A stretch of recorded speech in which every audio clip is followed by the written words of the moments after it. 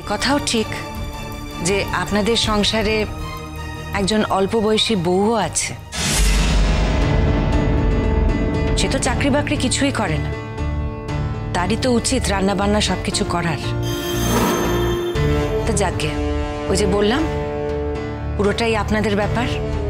আপনারা কি করবেন না করবেন সেই নিয়ে আমি বিন্দু বিসর্গ উপদেশও দেব না, চিন্তা ভাবনাও করব। তবে আপনাকে আমি একটা কথা বলে রাখি, এরপর আমার কাছে কিন্তু আপনি মুখ ফুটে এক কাপ চা চেয়ে বসবেন না, কারণ চাইলেও আমি সেটা আপনাকে দেব না। এখন থেকে আমিও আপনার বৌমা নই, আর আপনিও আমার শাশুড়ি নই, এই কথাটা ভুলে যাবেন। যেটা বললে সেটা তুমিও মনে রেখো মা।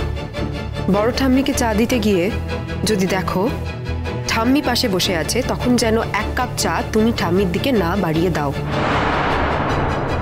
আর তুমি যদি এরকম কিছু করো, আমি কিন্তু সেই চায়ের কাপটা তোমার হাত থেকে নিয়ে ছুঁড়ে ফেলে দেবো।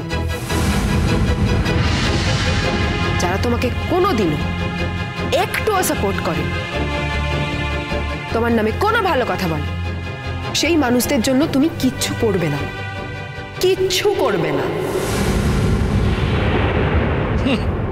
মেয়ে যে একেবারে তৈরি হয়ে উঠেছে। হ্যাঁ, এর থেকে আমরা মেঘালয়ের বাড়িতেই ভালো ছিলাম। ও মা, চলো না গো, বাপিকে নিয়ে আমরা মেঘালয়ের বাড়িতে চলে যাই। তাই যদি করতে পারতে মা, তাহলে তো খুবই ভালো হতো। কিন্তু তোমার বাপি তোমাদেরকে নিয়ে গিয়ে খাওয়াবে কি বলো? তোমার স্কুলে পড়াটাও তো বন্ধ করে দেবেন উনি, কারণ উনি তো বেকার।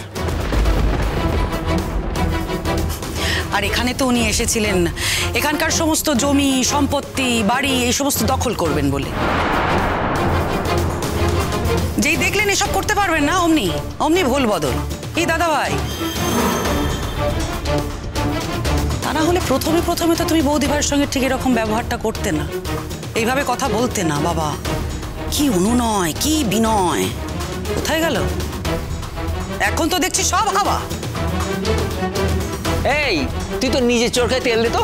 যা, যার তেল দেওয়ার অভ্যাস সে সবার চরকাতেই তেল দেবে। এটা নিয়ে আর সে নিজের পরের ভাববে না। যাকে এই নিয়ে আর কথা বাড়িয়ে কোনো লাভ নেই। তোমরা বরং এবার তোমাদের নিজেদের ভবিষ্যতের ভাবনাটা ভাবো। হ্যাঁ, চলো তো বৌদি ভাই, চলো নিজের ঘরে গিয়ে একটু বিশ্রাম নেবে। তাই মিঠি, তুইও চলো পরে, সারাদিন তোর অনেক ধকল গেছে। চল ঘরে যাবি, চল। আমি ঠিক আছে পিসিমা, যা বলছিস সেটাই করবি, চল। আমার মেয়ের সঙ্গে আমার কিছু কথা আছে। মিঠি, তুমি ওপরে আমার ঘরে এসো। চল, যা।